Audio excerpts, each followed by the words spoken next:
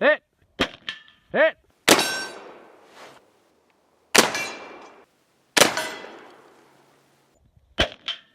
Hit! So at the breakout of the American Civil War, there was two major carbines used in the U.S. Cavalry in the beginning of that war. The Hall carbine and the Sharps carbine. To give you an idea of how much the Sharps outnumber the Hall, the first ordnance returns that we have from 1862 show that the Sharps carbine outnumbered and outpaced the next number 2 Hall carbine 6-1. This week on the 11th OVC, the most popular arm of the U.S. Cavalry, the Sharps Carbine.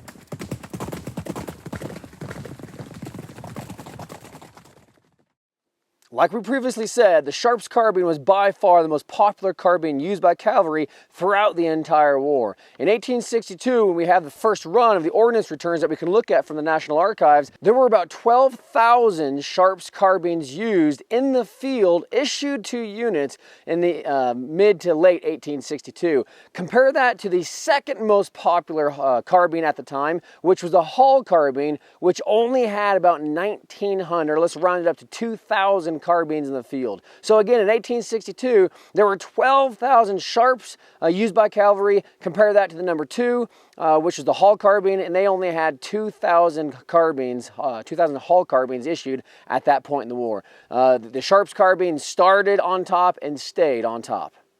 Then in 1863, as all the carbines started to pick up in popularity, the Sharps carbine jumped up to 20,608 carbines to that of the number 2 Burnside. The Burnside definitely outpaced the Hall, but in 1863 again, the Sharps had 20,000, and the next most popular carbine, the Burnside, only had 8,000. In 1864, there were 22,900 Sharps, let's round that to 23,000 Sharps in the field. Compare that to 15,000 Burnsides at the same time. At the end of the war in 1865, there were 27,000 Sharps carbines used by the Federal Cavalry in the American Civil War at the end of it.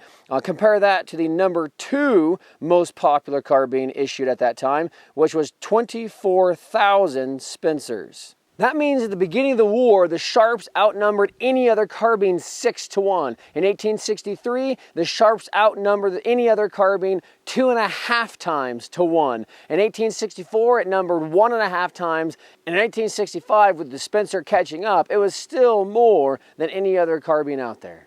Common on the Model 1851 box lock carbine, which featured the Maynard tape primer system, and the Model 1852 and the Model 1853 slant breech carbines, which were both equipped with the Sharps patent pellet primer system as an integral part of its breech mechanism. The Model 1853 carbines were nicknamed Breacher's Bibles after the noted New York clergyman and abolitionist Henry Ward Beecher. Approximately 900 of these were shipped in heavy crates marked Bibles for use by anti-slavery free soil settlers who were fighting against pro-slavery forces in Bleeding, Kansas during the 1850s. One of the most famous free soilers was John Brown, of course, who later used 300 Model 1853 Sharps carbines in his ill-fated attempt to capture the U.S. Army at Harper's Ferry. Christian Sharps, the inventor of the original Sharps carbine, served as a technical advisor to the Sharps Rifle Manufacturing Company, receiving royalties on the manufacture of their firearms.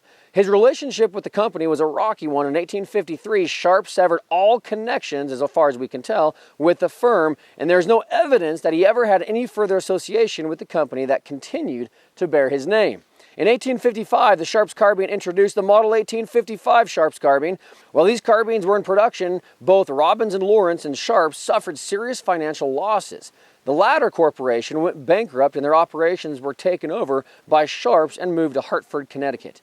The Sharps new model 1859 that you see so commonly in the early part of the war was introduced in that year, obviously, and was available as a carbine and in a round barrel military rifle or an octagonal barrel sport rifle version.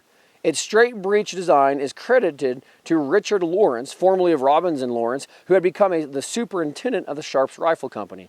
This design, in conjunction with a breech block mounted plate capable of slight rearward movement when under pressure, created a moderately effective gas seal. And anyone who's shot a Sharps carbine, you definitely realize that there are some leaks in the breech of the Sharps carbine.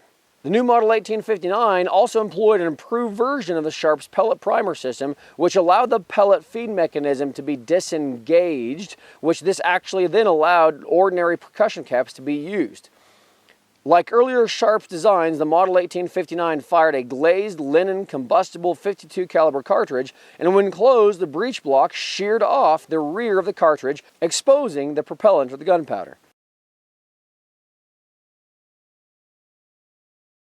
So during the American Civil War, the federal government bought over 80,000 Sharps carbines and nearly 10,000 Sharps rifles. These arms were highly regarded by troops who used them. Sharps carbines found favor with federal cavalry troopers. Even the Confederate government recognized the superiority of the new model 1859 carbine, contracting with a Richmond firm for the production of 5,000 copies of the Sharps carbine. The new model 1859 was followed by the new model 1863 and of course the 1865 variant as well. These were nearly identical to the 1859s, differing primarily in the barrel stampings and the omission of the buttstock patch boxes.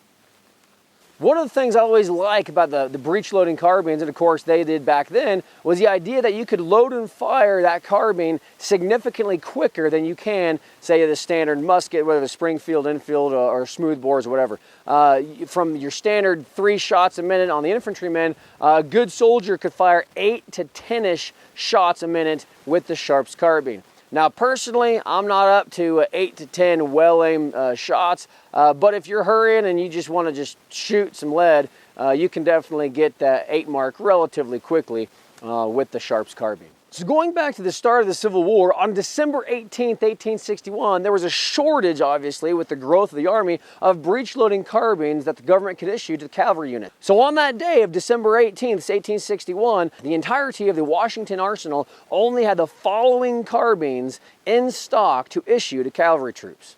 They only had 2 Burnsides, 1 Joslin carbine, 92 Gallaghers, 6 Symes, 6 Schroeders, 157 Sharps, and 36 smoothbore musketoons.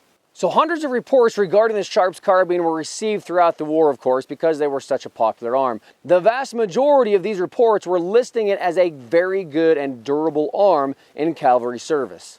The following are examples of the 1864 responses from the field. In January of 1864, Lieutenant Colonel Wallace from the 4th Illinois Cavalry rated the Sharps carbine as the best arm that he has ever observed in the field. These same comments were received from Major Seeley of the 5th Illinois, Colonel Stevens with the 2nd Wisconsin, Colonel Hovick of the 7th Kansas, Lieutenant Colonel Caldwell with the 1st Iowa, Major Walsh with the 3rd Tennessee, and Captain Preston with the 2nd Missouri. Major Thompson with the 1st Iowa stated the Sharps carbine has no superior and no equal. In range, it is fully equal to the mini rifle, which is interesting, and the facility and the accuracy which it is loaded and discharged renders our dismounted cavalry troopers more than equal the enemy's infantry and far superior to their cavalry. One area of concern was raised by Major Patton of the 3rd Indiana Cavalry. The problem with this is a small spring and the lock were easily broken, but the armor, if the springs were available, could easily fix these in the field. At the time that Major Patton made this comment in 1864, his regiment had 247 Sharps in his unit at the time. So enough of the history, and actually let's get to the operation of the actual Sharps carbine. When using this arm, it is important to know the operation, the capabilities, and the limitations of the arm you're actually using in the field. As you can see here, you must make sure that the block cleanly shears off the back of the cartridge. If it folds the paper or the linen cartridge, then there's a chance that the flash channel or the spark will not be able to ignite the powder and then of course discharge your firearm.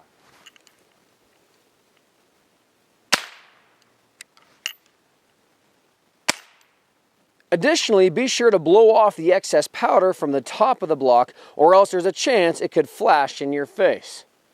And as we all know, no one wants flashing in your face. Unless you're weird, then you like fire in your face. So, anyways.